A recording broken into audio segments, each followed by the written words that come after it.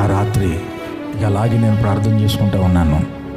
వాడు పాపం అటు కొట్టుకుని అటు కొట్టుకుని నిద్ర రాక, అడగలేక, డాడీ మౌనమైపోయి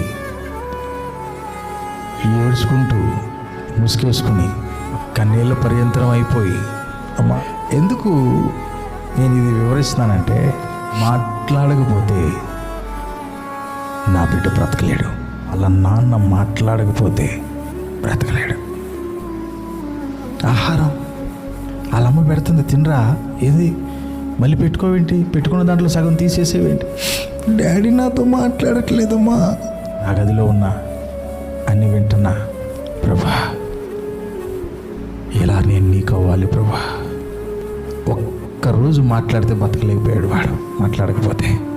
నిజం చెప్పండి, దేవుడు నీతో మాట్లాడి ఎంతకాలం అయింది? నేను వాళ్ళ అమ్మ మీద ఆధారపడుతున్నా. ఎందుకో తెలుసా, ఏదో కూడా సర్ది చెప్పి కలపవే నా కొడుకుని. వాడు చేసిన ఆ చిన్నది వాడికి నాకు అడ్డొస్తుంది. అయ్యా పోనీలే అని చెప్పి నాతోనూ, రేపోరా మీ నాన్న దగ్గరికి వెళ్ళు సారీ చెప్పు అని చెప్పి వాడితో చెప్పి ఏదో ఒకటి చేసి మా ఇద్దరిని కలుపు. ఇదే తండ్రి హృదయం. అరే నా కొడుకు నాకు దూరం అయిపోయాడు, వాడేదో చిన్నతో పెద్దతో చేసి దూరం అయిపోయాడు నాకు. నా దగ్గరికి రావట్లేదు, నా స్వరాన్ని వినలేకపోతున్నాడు, నా వైపు తిరగలేకపోతున్నాడు, వాడు చేసిన దాన్ని బట్టి నన్ను చూడలేకపోతున్నాడు, నా దగ్గర నిలవలేకపోతున్నాడు. నా బిడ్డ, నాకు దగ్గరగా ఉన్నవాడా, నా సంగమా, వాణ్ణి నన్ను కలుపు అని తండ్రి అడుగుతున్నాడు. వాణ్ణి నన్ను కలుపు. వాడు నాకు దూరాల నుండి అల్లాడిపోతున్నాడు, అపవాది హస్తాల్లోనికి వెళ్ళిపోతాడేమో అని చెప్పి నాకు భయం అవుతుంది. నాకెంత దూరం అయిపోతాడో అని కంగారుగా ఉంది. వాణ్ణి నన్ను కలుపు.